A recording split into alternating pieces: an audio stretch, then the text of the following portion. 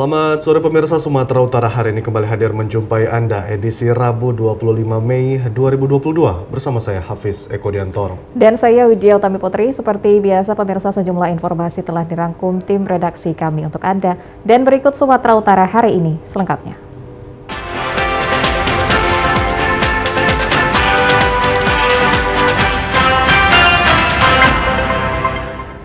Pemirsa, Gubernur Sumatera Utara Edi Rahmayadi meyakinkan kepada masyarakat bahwa daging ternak seperti sapi, kerbau, dan kambing aman untuk dikonsumsi.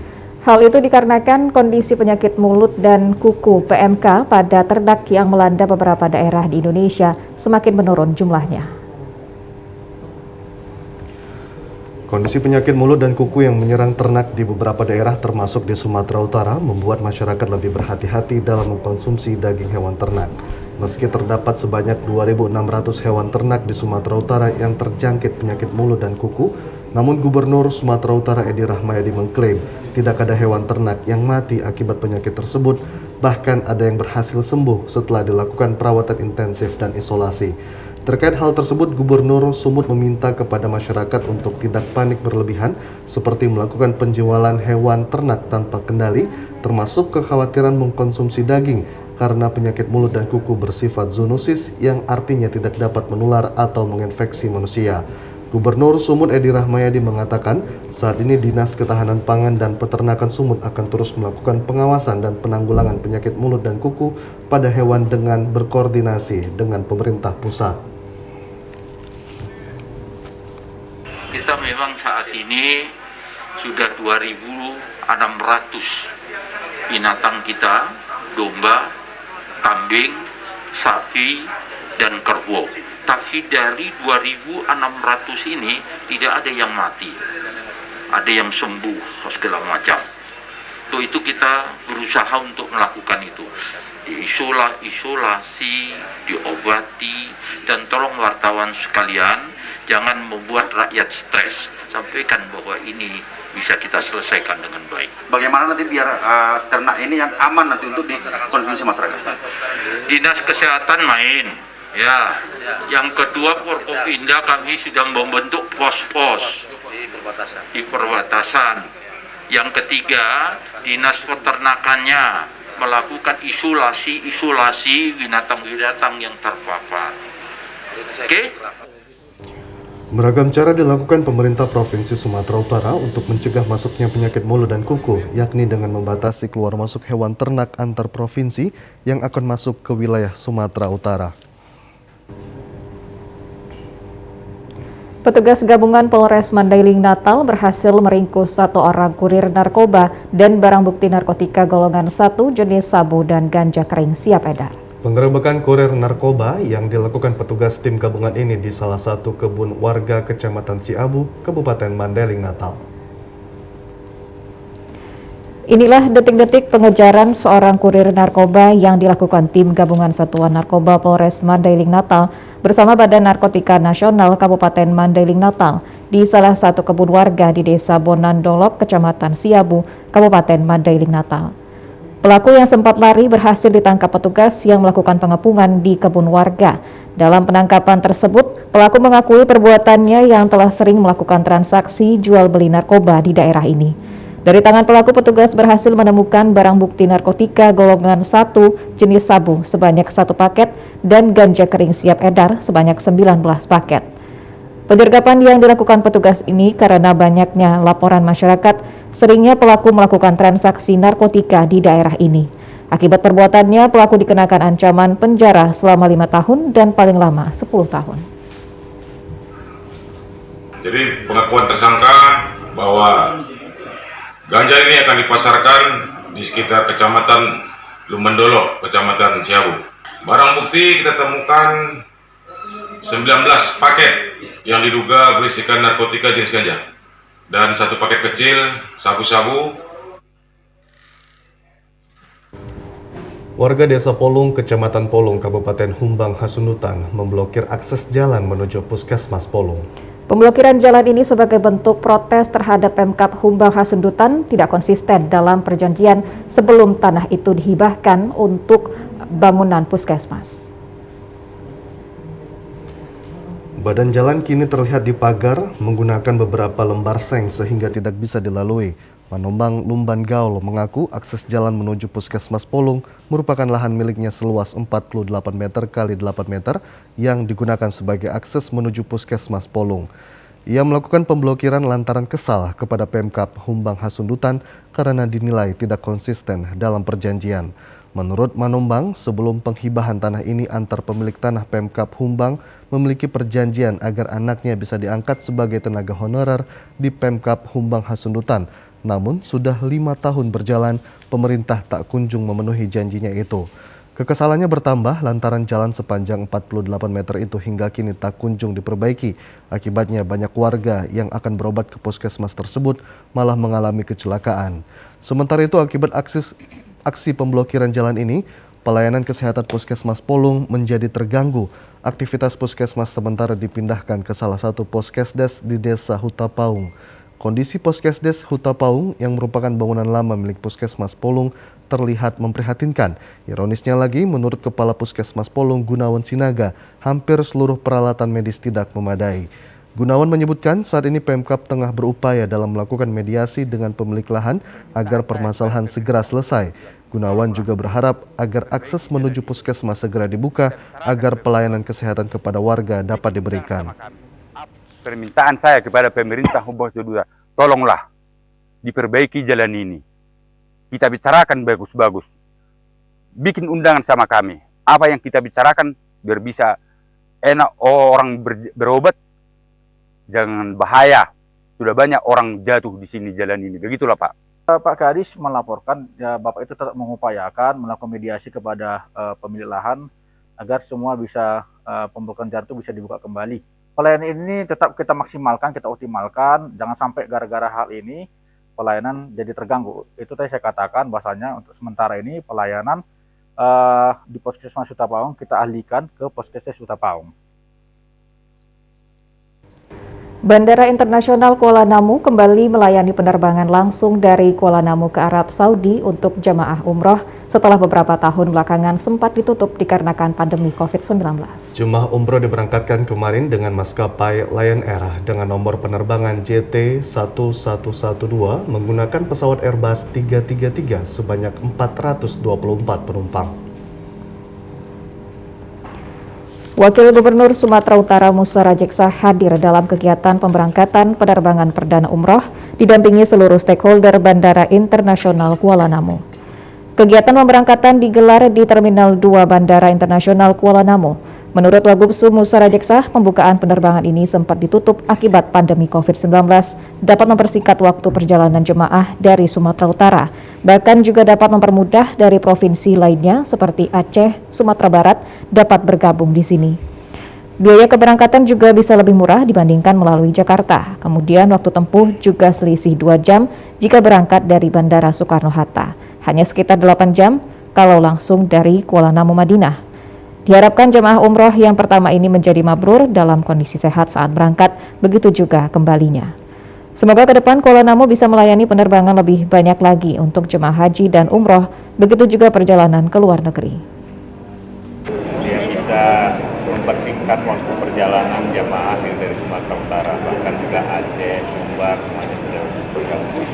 Kedua juga biaya keberangkatan tadi sampaikan oleh Bapak bisa lebih murah dibandingkan melalui Jakarta, apalagi kita lihat banyak orang-orang tua kita yang berangkat. Jadi kalau dengan perjalanan 8 jam ini sudah mengirim waktu 2 jam daripada dari Soekarno-Hatta. Manager Officer in Charge OIC Bandara Kuala Namu Suparman mengatakan calon jemaah umroh wajib memenuhi persyaratan dokumen kesehatan yang akan diperiksa oleh petugas kantor kesehatan pelabuhan KKP dan wajib memiliki International Certificate Vaccination serta sertifikat vaksin COVID-19 dosis kedua. Bandara Internasional Kuala Namu akan terus memastikan setiap proses operasional keberangkatan bagi seluruh jemaah umroh berjalan dengan lancar dan melaksanakan implementasi protokol kesehatan COVID-19 sesuai dengan ketentuan yang berlaku demi mewujudkan penerbangan yang aman, nyaman, dan sehat bagi seluruh jemaah umroh. Mudah-mudahan ini suatu hal yang menggembirakan buat kita di Kuala Namu bahwa para jamaah kita tidak melalui Soekarno-Hatta lagi, jadi udah bisa langsung menuju Tanah Suci terbang langsung dari Kuala Namu.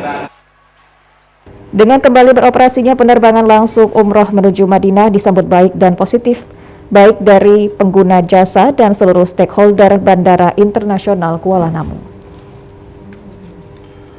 Pemirsa, anggota Komisi 8 DPR RI Marwanda Sopang menyampaikan pada pemberangkatan calon jemaah haji 2022 perlu ketegasan terhadap usia calon jemaah haji yang diberlakukan pemerintah Arab Saudi.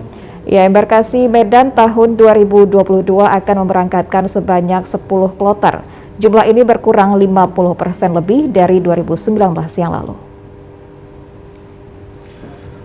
Calon jemaah haji yang dapat menunaikan ibadah haji sesuai dengan peraturan dari pemerintah Arab Saudi, yakni maksimal berusia 65 tahun. Aturan ini membuat sejumlah jemaah haji yang sudah masuk dalam daftar tunggu, namun karena usianya sudah masuk angka 65 tahun, wajib menunggu pada pemberangkatan haji tahun berikutnya.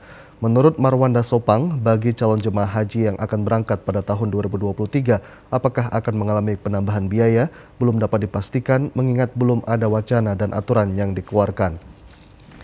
Setiap embarkasi yang ada di Indonesia akan mengalami pengurangan kloter sesuai dengan aturan dan kuota yang ditetapkan pemerintah Arab Saudi. Ia berpesan kepada calon jemaah haji yang belum dapat berangkat pada tahun ini untuk tetap bersabar karena pemerintah Indonesia melalui Kementerian Agama akan berupaya untuk memberangkatkan seluruh calon haji yang sudah masuk ke dalam daftar tunggu. Kami berharap dari DPR segera dilakukan pencadangan yang begitu ada keputusan segera ditutupi karena kuota kita memang hanya kurang dari setengah. Kurang dari setengah ini jangan menjadi sia-sia karena kecekatan kita untuk mengisi kekosongan itu. Kita menyarankan ya sobarun, bersabar karena ini kita anggap begini saja bahwa panggilan belum sampai. Hakikat beragama itu panggilan haji itu belum sampai. Itu saja dipahami. Dan kita serahkan saja ke pemerintah bahwa pemerintah juga akan berupaya sekuat mungkin jamaah kita akan segera diberangkatkan. Kalau pada hasilnya hanya itu yang bisa kita berangkatkan, itulah ikhtiar kita terakhir untuk memberangkatkan itu. Keputusan pemerintah ini, Kementerian Agama ini dipahami baik oleh kakan-kakan yang berada di kabupaten kota. Mereka jangan salah menanggapi lagi nanti, menjadikan gaduh kita. Sedangkan tidak ada yang disalahpahami, itu hoaknya cukup luar biasa.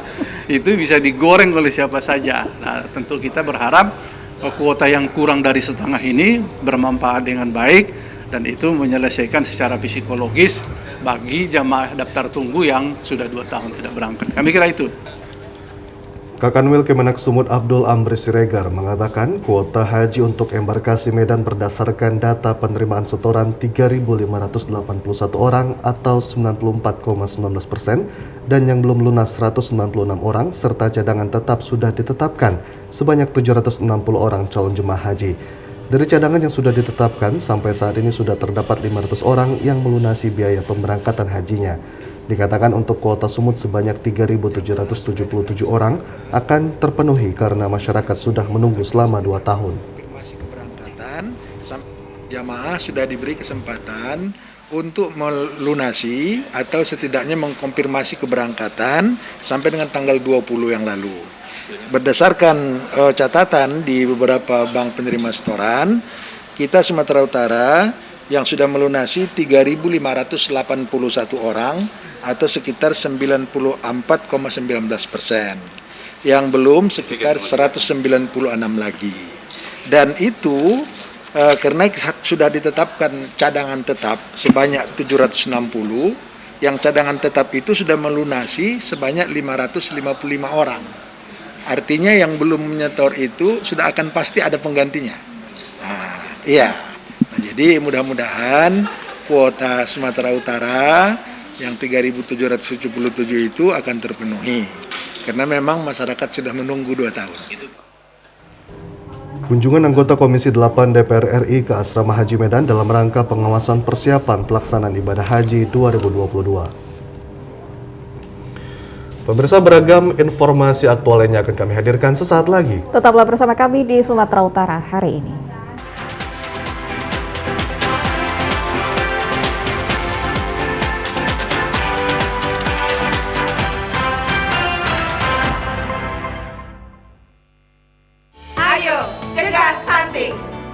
Temui bidan andalan Anda untuk merencanakan dan mengatur jarak kehamilan untuk tumbuh kembang buah hati yang optimal. Cegah stunting itu penting melalui perencanaan keluarga. Khawatir ber-KB? Tunda kehamilan dan raih cita-cita dengan andalan FA. Andalan laktasi untuk ibu menyusui. Ber-KB itu mudah. Andalan pilihan perempuan Indonesia.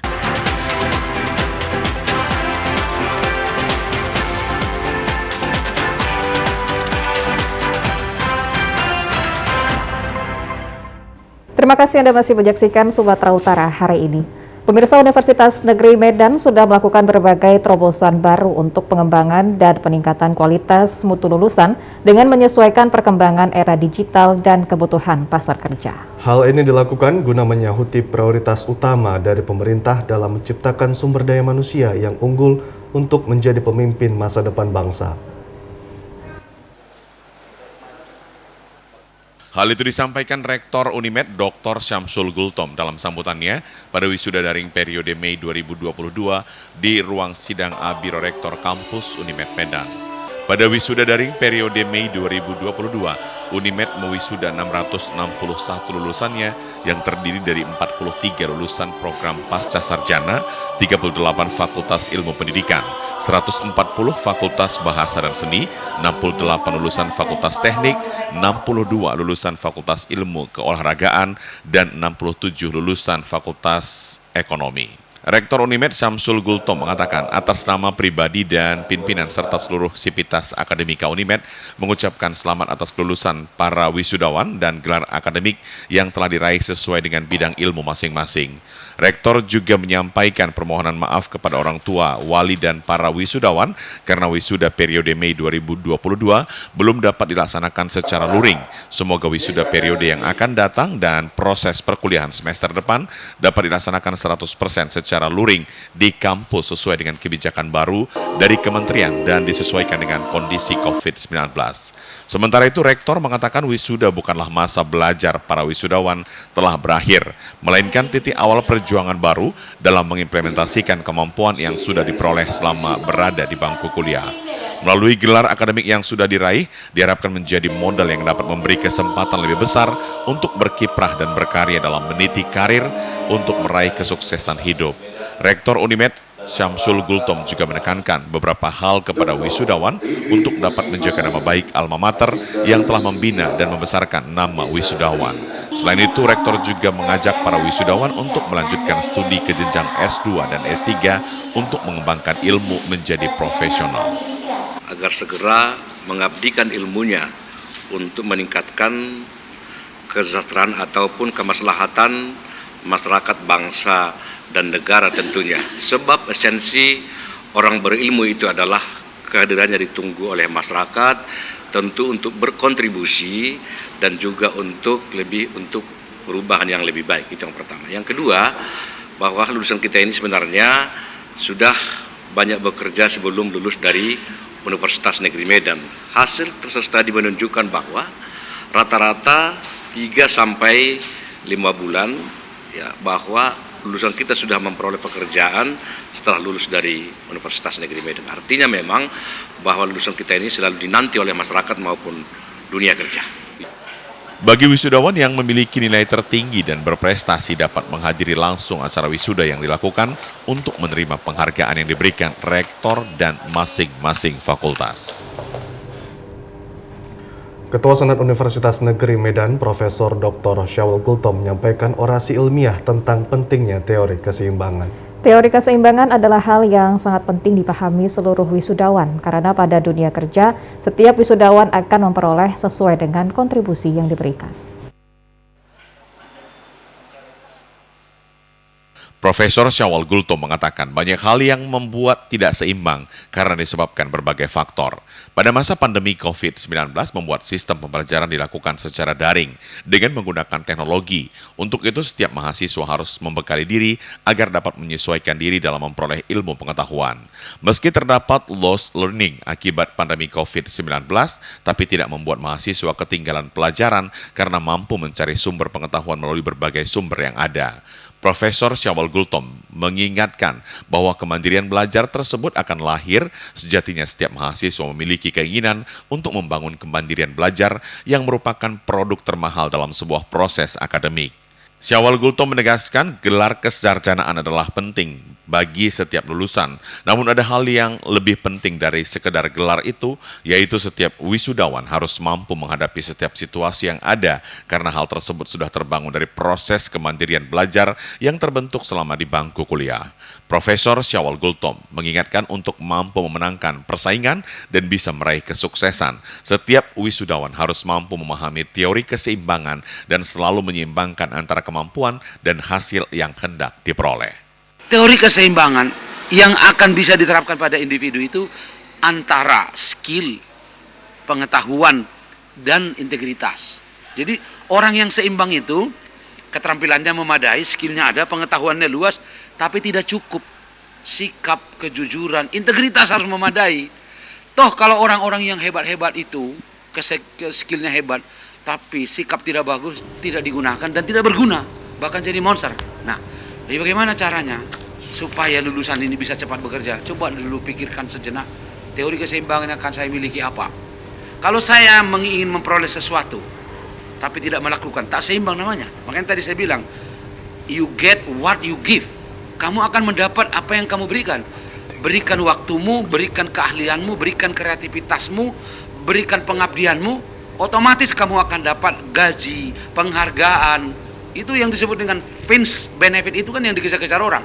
Pendapatan yang tak disangka-sangka, yang tak diduga-duga itu. Jadi itulah teori keseimbangan yang bisa menjawab, paling praktis menjawab kekinian kita. Secara individu, secara bernegara, berbangsa, bermasyarakat, berunimed, berorganisasi. Itu yang paling cepat bisa kita gunakan untuk menjawab keadaan kita ini. Ya, pemirsa, pengurus daerah Federasi Serikat Pekerja Pertanian dan Perkebunan Serikat Pekerja Seluruh Indonesia Sumatera Utara Selasa siang melaksanakan rapat kerja daerah tahun 2022 dirangkai dengan kegiatan acara halal bihalal di Kota Medan. Rapat kerja daerah tahun 2022 dilaksanakan 2 hari ini diharapkan dapat meningkatkan kemampuan dan pemahaman peraturan perundang-undangan, ketenagakerjaan dan pelayanan serta perjuangan anggota serikat pekerja. Rakerda selama 2 hari bertemakan kita tingkatkan kemampuan dan pemahaman tentang peraturan perundang-undangan ketenagakerjaan, pelayanan dan perjuangan kepada seluruh anggota, ditandai dengan pemukulan gong oleh Ketua Umum DPP KSPSI Jumhur Hidayat dan diikuti oleh pengurus daerah Provinsi Sumatera Utara. Kegiatan bertujuan untuk memberikan pemahaman kepada para pekerja untuk tetap mengikuti regulasi yang telah ditentukan masing-masing perusahaan guna menciptakan pekerja yang memiliki pemikiran dan pemahaman untuk terus memperjuangkan nasib para pekerja. Hasil putusan Rakerda Pengurus Daerah Federasi Serikat Pekerja Pertanian dan Perkebunan Serikat Pekerja Seluruh Indonesia Sumatera Utara akan diserahkan ke pengurus pusat menyatakan menolak Undang-Undang Cipta Kerja. Merekomendasikan hasil rakerda ini ke Konfederasi Pusat yang intinya untuk FSPP Sumatera Utara menolak Undang-Undang Cipta Kerja terkhusus klaster ketenaga kerjaan karena ini merugikan pekerja yang ada di sektor perkebunan terkhusus di Sumatera Utara. Federasi Serikat Pekerja Pertanian dan Perkebunan Serikat Pekerja Seluruh Indonesia berjuang untuk menolak Undang-Undang Cipta Kerja tahun 2020 karena dinilai merugikan kepada kaum pekerja. Pasca dikeluarkan kebijakan Undang-Undang Cipta Kerja oleh pemerintah yang telah berjalan 2 tahun ini berdampak pada nasib para pekerja hingga kepada pengusaha. Kerugian dan kesejahteraan yang tidak memihak kepada para pekerja di Indonesia sehingga mereka meminta kepada pemerintah untuk mencabut Undang-Undang Cipta Kerja khususnya klaster ketenagakerjaan. Penolakan kebijakan pemerintah dengan Undang-Undang Cipta Kerja dibahas dalam Rapat Kerja Daerah Federasi Serikat Pekerja Pertanian dan Perkebunan Serikat Pekerja Seluruh Indonesia PDF SPPP SPSI Sumatera Utara kemarin di Medan. Regulasi peraturan Undang-Undang Cipta Kerja yang sedang berjalan saat ini merupakan paradigma baru yang harus disikapi sehingga dapat memperjuangkan nasib kaum pekerja di Indonesia. Guna memberi pemahaman regulasi peraturan kebijakan pemerintah terkait Undang-Undang Cipta Kerja, maka melalui pengurus organisasi pekerja melakukan sosialisasi untuk memperjuangkan nasib termasuk kesejahteraan. Regulasi Undang-Undang Cipta Kerja yang telah berjalan saat ini sangat dirasakan para pekerja dan dianggap mengalami kerugian termasuk kesejahteraan. Ketua Umum DPP KSPSI Jumhur Hidayat mengatakan bersama pengurus dan organisasi pekerja lainnya di Indonesia bersatu untuk memperjuangkan nasib para pekerja. Semakin banyak korban dari berjalannya Undang-Undang Cipta Kerja ini, dan dalam rangka ini juga ada rekomendasi kepada pusat, dalam arti DPP KSPSI, untuk memastikan satu langkah agar pencabutan Undang-Undang Cipta Kerja khususnya klaster kerjaan itu menjadi kenyataan. Dan seluruh Indonesia mereka siap untuk bersama-sama dalam satu komando dalam konfederasi. Mudah-mudahan berhasil. Gubernur Sumatera Utara diwakili Kepala Dinas Ketahanan Pangan dan Hortikultura Provinsi Sumatera Utara Bahrudin Siregar saat bertemu dengan para pekerja di Sumut mengatakan sesuai amanah visi misi Gubernur Sumut Edi Rahmayadi bersama pekerja berjuang untuk mensejahterakan masyarakat. Bisa juga seperti tadi ada undang-undang yang perlu memang dikoordinasikan lagi nanti ke pihak dinas ketenagakerjaan untuk merevisi apakah dapat mungkin nanti sama-sama untuk kesejahteraan, karena slogan Pak Gubernur dan Pak Wagub untuk kesejahteraan rakyat Sumatera Utara ini perlu ya, juga kesejahteraan pekerja-pekerja di Sumatera Utara ini, saya rasa itu. Sinergi pemerintah bersama organisasi pekerja di Sumatera Utara yang dibangun diharapkan mampu mewujudkan Sumatera Utara bermartabat. Pemirsa, Sekolah Tinggi Agama Islam STAI Jami'iyah Mahmudiyah Tanjung Pura mewisuda sebanyak 268 orang dari program studi agama Islam, perbankan syariah dan hukum keluarga Islam yang ada di Sekolah Tinggi Agama Islam tersebut. Melalui wisuda sekaligus penyerahan tanda kelulusan, diharapkan wisudawan yang telah alumni mampu mengimplementasikan ilmu yang diperoleh di tengah-tengah masyarakat, sekaligus semakin meningkatkan kepercayaan masyarakat terhadap institusi yang mengelola pendidikan agama Islam di perguruan tersebut. Hal tersebut disampaikan Ketua Sekolah Tinggi Agama Islam STAI Jami'iyah Mahmudiyah Tanjung Pura Muhammad Saleh pada pelantikan wisudawan melalui sidang terbuka Senat Wisuda ke-31 perguruan tersebut kemarin di Tanjung Pura, Kabupaten Langkat. Ketua STAI Jami'iyah Mahmudiyah Muhammad Saleh lebih lanjut mengatakan hanya orang-orang yang mempunyai cita-cita yang mampu menggapai satu tujuan yang jelas untuk meraih kesuksesan. Melalui cita-cita akan mampu meningkatkan semangat idealisme yang memberikan ruh kesatuan civitas akademika dalam menjalankan amanah pengelolaan pendidikan. Dengan menjalankan amanah pendidikan tersebut, diharapkan tingkat kepercayaan masyarakat terhadap Sekolah Tinggi Agama Islam Jami'iyah Mahmudiyah akan semakin meningkat. Hadir pada wisuda tersebut Bupati Langkat, Sekretaris Kopertis Wilayah 9 Sumatera Utara, Ketua STAI Jami'iyah Mahmudiyah, Ketua Yayasan Civitas Akademika, wisudawan, para orang tua wisudawan, serta undangan. Nah, hari ini juga karena kita selama ini terus melakukan inovasi-inovasi dan kami juga kepingin bahwa kampus kami akan menjadi institut, sehingga kami insya Allah dalam target tahun ini kami akan akan ada prodi yang baru, yaitu prodi bahasa Inggris, dan insya Allah tahun depan kami juga akan membuka pasca sarjana.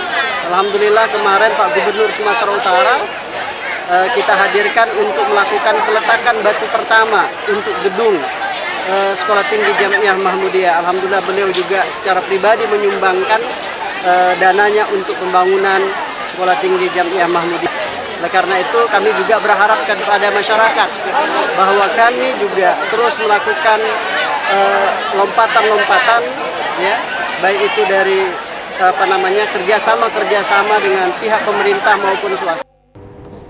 Ketua Yayasan STAI Jami'iyah Mahmudiyah Muhizar Mukhtar mengatakan wisuda ke-31 tahun 2022 berlangsung sukses, namun pihaknya juga terus berupaya akan semakin memajukan pengembangan pendidikan agama Islam tersebut. Lebih lanjut dikatakan STAI Jami'iyah Mahmudiyah merupakan satu-satunya perguruan tinggi agama Islam yang ada di Kabupaten Langkat. Jadi maka kami terus membenahi, meningkatkan mutu, sehingga kami juga membangun 3 lantai untuk 33 kelas supaya bisa mengatasi lonjakan mahasiswa yang ikut di DM ini.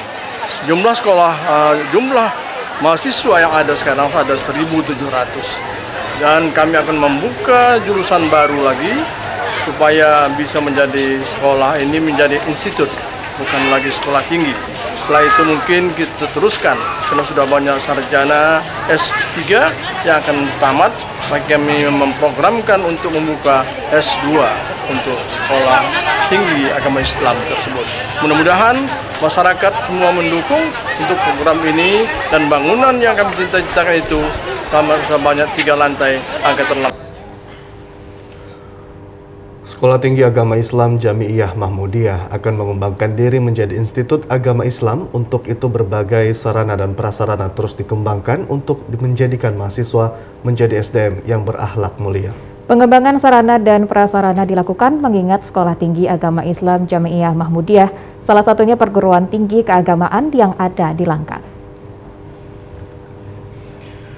Pembina Sekolah Tinggi Agama Islam Jami'iyah Mahmudiyah Tanjung Purang Langkat Fahrudin Nazmi mengatakan melalui wisudawan tahun 2022 kali ini Sekolah Tinggi Agama Islam STAI Jami'iyah Mahmudiyah dapat memberikan kontribusi terhadap Kabupaten Langkat khususnya dan Sumatera Utara umumnya. Menurut pembina Sekolah Tinggi Agama Islam tersebut, hal ini merupakan andalan dan diharapkan dapat berkembang menjadi institut dengan akan ditambahnya lagi program studi bahasa Inggris dan rencana pengembangan wisata bahari serta kelengkapan sarana penting lainnya. Pemerintah Provinsi Sumatera Utara sangat mendukung keberadaan Sekolah Tinggi Agama Islam Jami'iyah Mahmudiyah dan dibuktikan dengan bantuan yang diberikan oleh Gubernur Sumatera Utara. Kepala Pembina STAI Jami'iyah Mahmudiyah berkomitmen akan menjadikan seluruh mahasiswa yang terdapat di sekolah tinggi ini menjadi sumber daya manusia yang cerdas dan unggul serta berakhlak mulia. Mahmudiyah ini adalah merupakan andalan daripada pembina yang kita harapkan bisa berkembang dalam waktu dekat ini menjadi institut. Dengan ditambahnya satu program studi lagi yang dalam waktu dekat kita akan buka prodi bahasa Inggris, maka insya Allah status kita bisa ditingkatkan menjadi institut. Kita mengharapkan juga dukungan dari pemerintah daerah agar Jami'iyah Mahmudiyah ini dari hari ke hari makin bertambah baik. Calon peserta didik baru hingga hari ini masih ada mendaftar di SMA Negeri 18 Medan jelang 1 hari penutupan esok hari. Pendaftaran PPDB online ke Dinas Pendidikan Sumatera Utara yang saat ini berlangsung adalah perpanjangan hari pendaftaran. 1 hari jelang berakhirnya pendaftaran PPDB online hari ini, masih ada di antara CPDB bersama orang tua datang ke posko informasi dan pengaduan di SMA Negeri 18 Medan. Kedatangan CPDB dan orang tua untuk mempertanyakan tata cara pendaftaran secara online menyusul masih ada kesempatan untuk mendaftar hingga esok hari sebagai hari terakhir. Sampai hari ini pada tahap pertama pendaftaran PPDB secara online melalui jalur prestasi, di mana sejumlah jalur masih kekurangan kuota. Berdasarkan data portal PPDB Sumut, tercatat kuota jalur afirmasi 31 orang, akan tetapi yang mendaftar hanya 12 orang. Demikian penyandang disabilitas kuotanya 5 orang, akan tetapi tidak ada yang mendaftar. Perpindahan orang tua atau wali kuotanya 5 orang juga belum ada yang mendaftar. Untuk anak guru kuotanya 3 orang, yang mendaftar hanya 1 orang. Untuk lomba akademik kuotanya 3 orang, juga belum ada yang mendaftar. Hal yang sama juga terjadi pada lomba non-akademik, kuotanya 6 orang, pendaftarnya juga belum ada. Meski demikian, untuk prestasi nilai rapor telah jauh pendaftarnya melebihi kuota. Hingga pukul 13 waktu Indonesia Barat hari ini untuk prestasi nilai rapor kuotanya 36 orang, akan tetapi yang mendaftar telah melebihi kuota yaitu mencapai 55 orang. Wakil Kepala SMA Negeri 18 Medan bidang kurikulum Puji Purwaridi mengatakan besok adalah hari terakhir pendaftaran PPDB secara online ke Dinas Pendidikan Sumut. Masa pendaftaran ini adalah perpanjangan hari pendaftaran dari sebelumnya, yaitu seusai pendaftaran PPDB online ke Dinas Pendidikan Sumut pada zona 3, yaitu Kota Medan bersama kawasan kabupaten kota sekitarnya. Karenanya esok hari masih ada kesempatan bagi CPDB mendaftarkan diri secara online ke Dinas Pendidikan Sumut sehingga diharapkan kuota yang kurang dapat terisi sesuai dengan yang dibutuhkan sekolah ini. Iya, pemirsa, informasi menarik lainnya dapat Anda ikuti usai jeda berikut. Sumatera Utara hari ini akan segera kembali.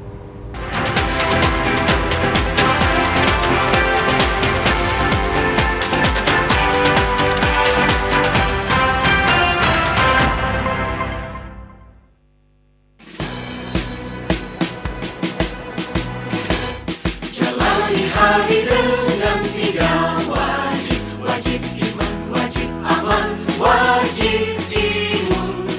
Berolahraga, riang gembira, mencegah kita jatuh sakit.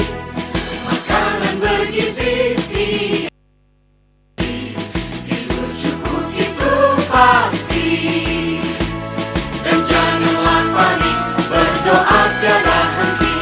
Wajib iman, aman, imun. Pakailah maskermu, jagalah jarakmu, cuci tanganmu selalu. Kita raih bahagia dengan iman, aman, imun. Badan sehat, bangsa kuat. Kita raih bahagia dengan iman, aman, imun. Badan sehat, bangsa kuat.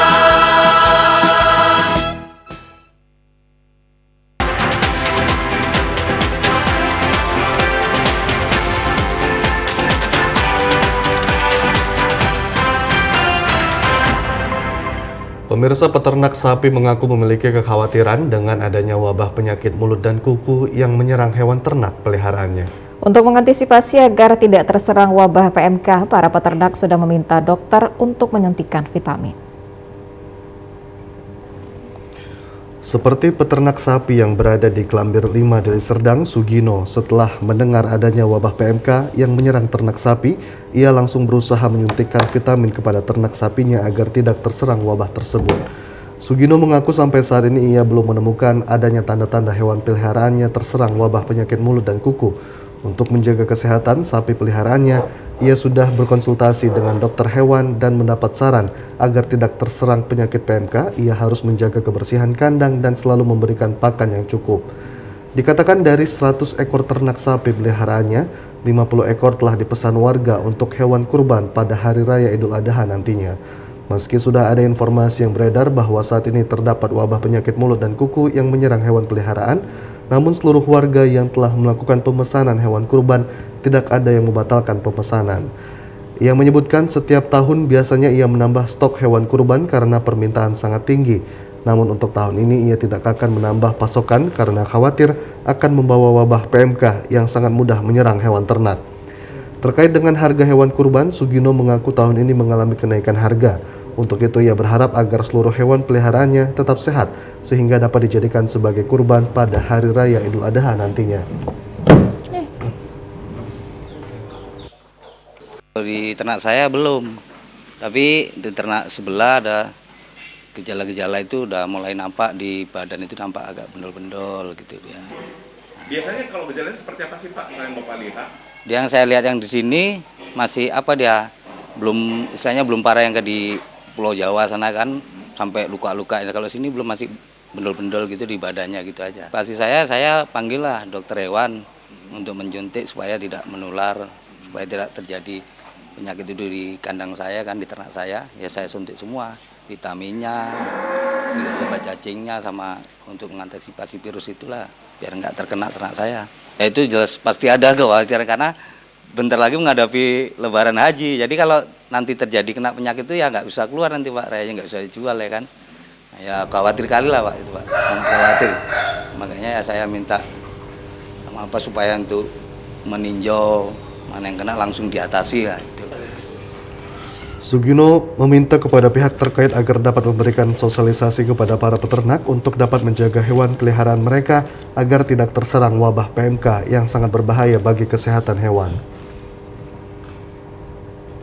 Pemirsa, wisata alam saat ini kian banyak diminati oleh para wisatawan untuk bersantai dengan suguhan panorama alam areal persawahan. Salah satu wisata sawah yang cukup diminati masyarakat adalah wisata sawah Pematang Johar, Kecamatan Labuhan Deli, Kabupaten Deli Serdang.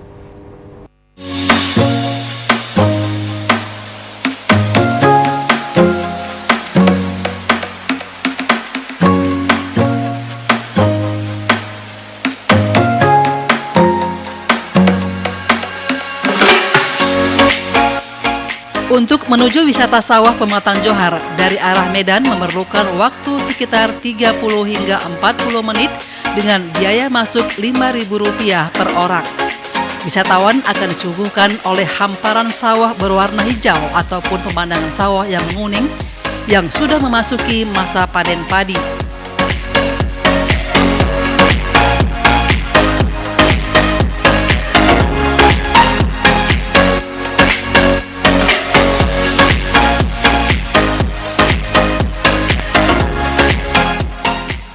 Wisata ini ditujukan untuk wisata keluarga sambil bersantai menikmati kuliner yang tersedia yang ditawarkan kepada seluruh pengunjung.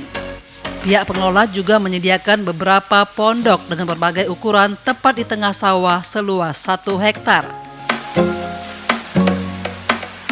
Tak hanya menikmati hamparan sawah, para wisatawan juga dapat menikmati fasilitas permainan yang disediakan, di antaranya bebek dayung yang dibanderol seharga Rp6.000 per orang untuk 3 kali putaran.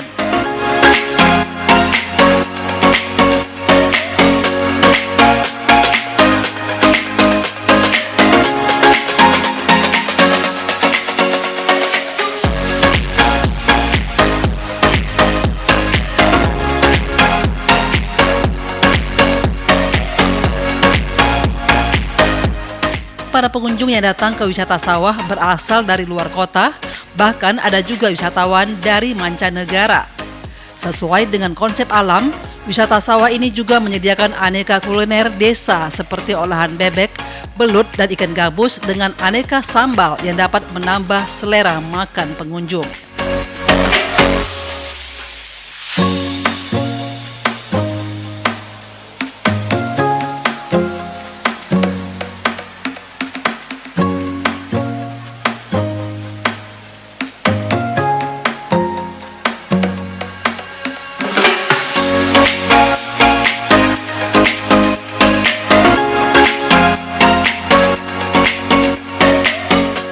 Salah seorang pengunjung sangat terkesan dengan wisata sawah karena selama ini areal persawahan sudah sangat sulit ditemukan di perkotaan karena sudah berubah menjadi pemukiman penduduk. Kehidupan di kota terlalu ramai. Sekali-sekali ya kepingin juga lah kehidupan di kampung. Lebih indah pemandangannya melihat sawah-sawah. Harapannya ke depan semoga lebih diperbagus lagi dan insya Allah ramailah pengunjungnya kalau diperbagusi lagi.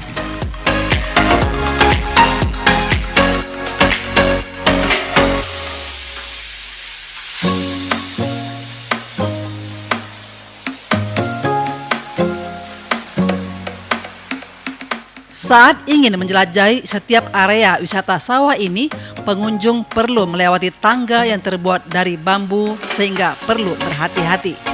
Sedangkan untuk jam operasional, wisata sawah ini buka setiap hari mulai dari pagi hingga sore hari.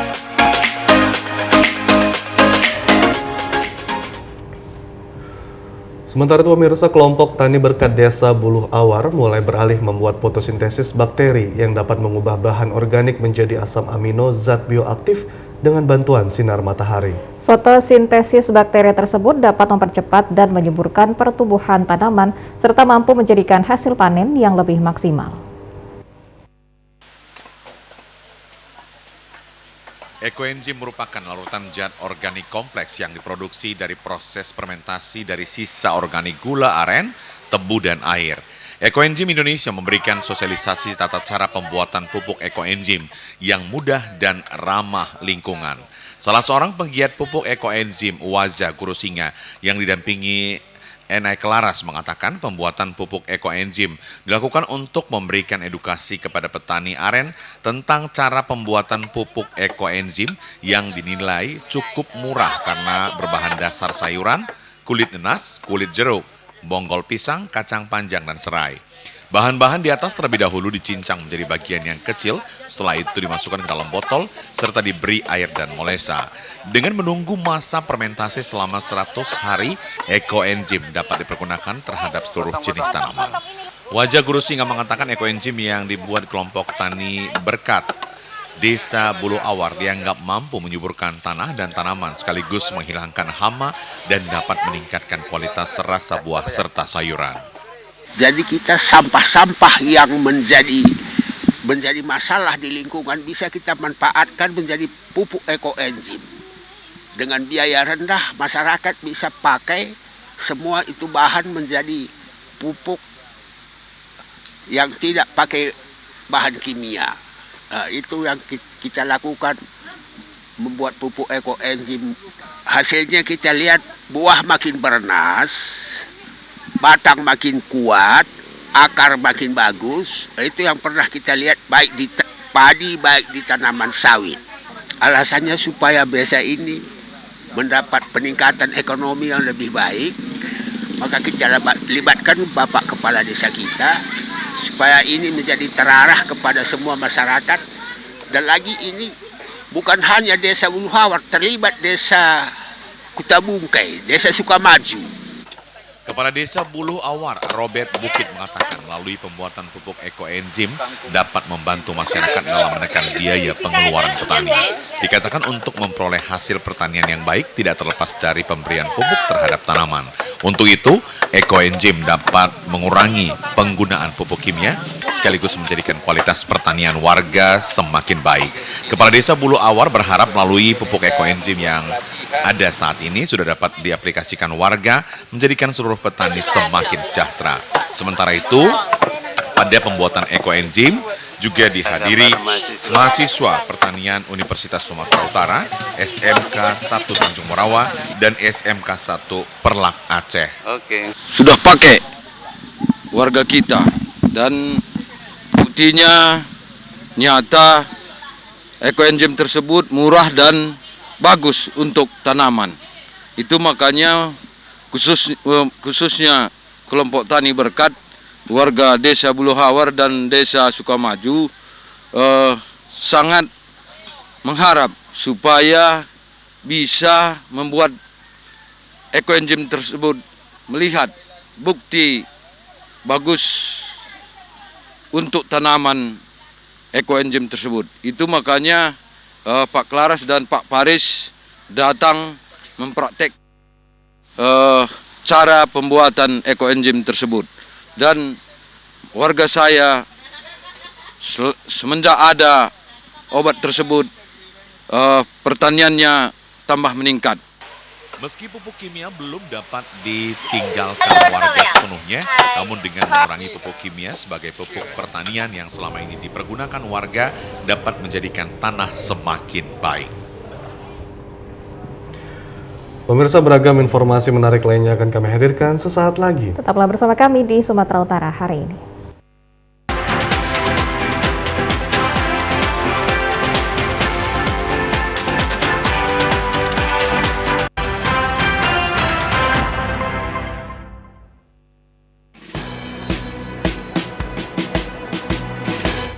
Jalani hari dengan 3 wajib, wajib iman, wajib aman, wajib imun, berolahraga, riang gembira.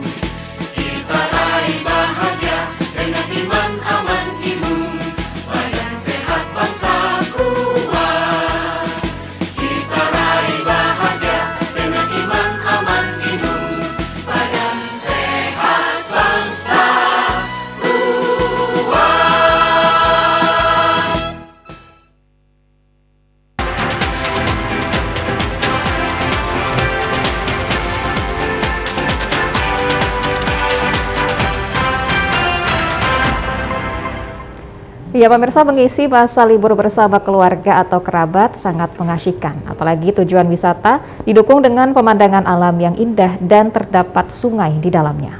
Seperti halnya wisata alam Pemandian Tangkahan Kabupaten Langkat, saat ini menjadi salah satu tujuan wisata karena di sana dapat bermain dengan air sungai yang sejuk, juga sekaligus melihat bagaimana untuk memandikan gajah.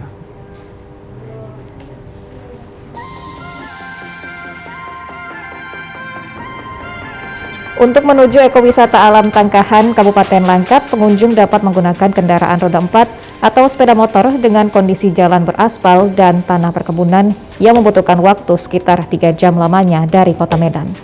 Alam yang sejuk, beragam flora dan fauna wisata Tangkahan mencuri perhatian pengunjung sehingga wisatawan yang datang disuguhkan dengan jembatan panjang untuk menyeberang yang dapat bersuah foto atau menggunakan getek. Berbagai aktivitas wisatawan yang mengunjungi ekowisata Tangkahan Langkat selain pemandian air sungai yang sejuk, juga dapat merasakan air terjun dan air panas Pelerang yang jaraknya tidak begitu jauh. Air terjun dengan ketinggian sekitar 3 meter, pengunjung dapat secara bergantian merasakan bagian tubuh seperti dipijat dan bersuah foto di antara bebatuan. Usai bermain air, pengunjung dapat melihat langsung bagaimana sejumlah gajah bermain air dan memberi makanan usai berpatroli di kawasan Gunung Leuser, Kabupaten Langkat. Salah seorang pengunjung, Ahmad Dalil Rehan, menyatakan bersama keluarga berlibur di Pemandian Tangkahan karena memiliki panorama yang indah dan hawanya yang sejuk. Saran dari keluarga ke sini karena di sini banyak wisata kayak berenang, air terjun, air panas. Cuma akses ke sini dari Medan ke Tangkahan ini kurang bagus dari segi jalan karena banyak jalan yang rusak. Ya saya harap pemerintah dapat bisa membangun jalan akses ke sini supaya lebih bagus gitu.